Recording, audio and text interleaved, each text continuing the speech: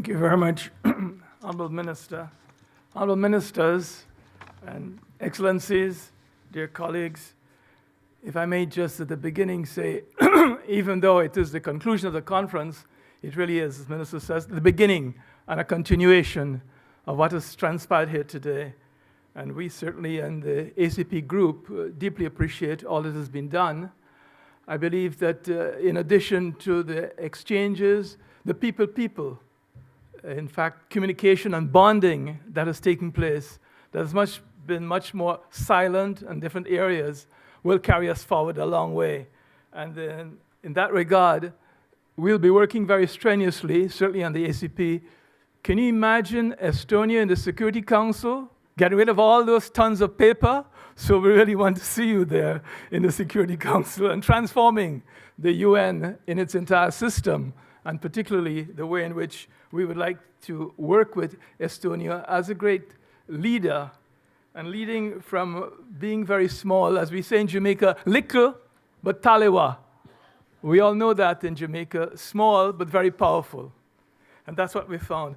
I found with that power, this great modesty conveyed by you, Honorable Minister, but also the distinguished way in which your President addressed us, great modesty, and referring to the outstanding accomplishments that you've given to the world and given to all of us here. And for that, we're deeply appreciative. On behalf, therefore, of the ACP group, we want to say to the e-Governance Academy and to the many foot soldiers and the many persons who work there, I can call some names, Martin and Lily and the others, you have done tremendously to convey a level and type of hospitality with a warmth in what we thought was a cold country. So we really admire that. Well, clearly there are a few points that I should like to draw to our attention. Among our key lessons, clearly, we have to look at the importance that was conveyed to us of learning from our successes, but also learning from mistakes, and getting up and beginning again and again, and that's what the President conveyed. We are benefiting now from your rich experience of 15, 17 years, but you went through many loops and difficulties, and therefore you inspire us and give us energy to look to how we will overcome success, how we will overcome failures and build and lead to greater success. The importance, of course, and we're happy that the ministers from the ACP are here, ministers of South Africa, our ministers of Guyana and Ghana, of Mali, other countries that have been with us, and Benin. We know they will be the champions, what we will call the flag wavers in the front row of this Estonia bandwagon, this Estonia brigade that is formed today by this conference to move forward. And as we stress, the importance of political commitment cannot be underemphasized. Please shake up and move your cabinet colleagues and let them be committed. And bring along your ministers of finance. I know you have to deal with the World Bank and the IDB, but also we have to start doing the cost-benefit analysis of this level of investment that governments are making and what returns are they bringing. Estonia showed us a great example, 2% of GDP increased. If we are making heavy investments and new loans, it must not be to bring our countries into a new level of indebtedness for technology, but to enhance competitiveness, to enhance an understanding of governance in a new way, participation of citizens, so that in fact the GDP increases, and not only growth, but growth with what was conveyed by Namibia in an equitable manner. Congratulations again to Namibia for the award. Namibia, you've set a high standard, but I can tell you from what I'm hearing from Kenya and Mauritius, they're after you. So the great competition will continue as we look forward for 2018 award. Well, why technology does play an integral part, the experience clearly from Estonia and the other countries that have been here is that e-governance is not about technology. It's much more about people. It's much more, not about planning, I love that expression, about direction. The trajectory in which we are going, the path and the progress that is going to be the way in which you carry forward the accomplishments so that they have a multiplier effect. And each stage, each milestone carries us further. The importance of investments I therefore refer to ensure that the majority of people are computer literate, and Guyana faces that problem, but we have to be cautious of the expense and the cost that goes with that effort to be literate in the purchase of technology, if it is not bringing real benefit to our economy and not bringing us some closer to the first of all the SDGs, ending poverty in all its forms everywhere. If it's not bringing us there, then we better forget it.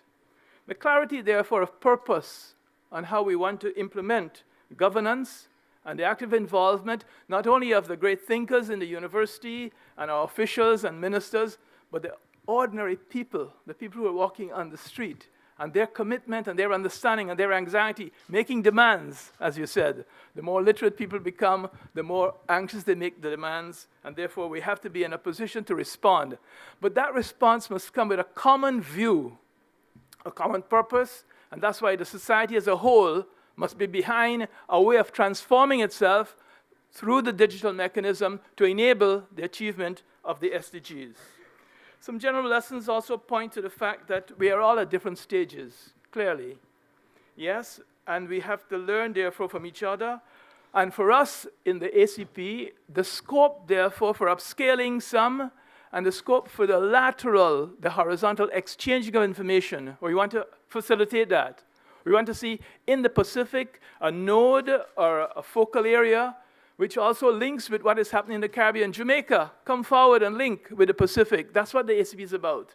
That's how we understand intra-ACP, among and between the 79 countries, and now spreading, with the thanks of Estonia, into other countries. Argentina, that was here, Central America, etc. So I think that global role that can be played must be played by the knowledge we are going to be able to share. So when we are in the journey, we must be prepared for a long haul. It's not 100 meters. It's not Usain Bolt. It's a marathon. It's what Kenya and Ethiopia accomplished so long, the marathon. We are involved in that marathon, and we want to stay the course, therefore. And we expect, therefore, to be committed and, therefore, as we say, have a clarity of purpose to sustain us over a long period of time. We would like to think, therefore, that also within the ACP, our strategic management plan emphasizes South-South and triangular cooperation. South-South between our developing countries. So much that came across in our few days here, from which we can learn from each other. But that's why we also want to look to the advanced, industrialized, developed countries, so that there's a triangular relationship, yes, and with Estonia, but also, of course, with Japan, what they have to offer, and with China, what they can teach us, and with other parts of the developed world, and the G7 playing its own role. So therefore, we would like to see the formation on your side of demands to us so that we respond to felt and genuine needs. Unless we do that, it would be what was conveyed, being wasteful. It's not a question of investment for the sake, but addressing real needs as part of this entire process. The MOU that we signed last night with the Honorable Minister, we're deeply appreciative of that.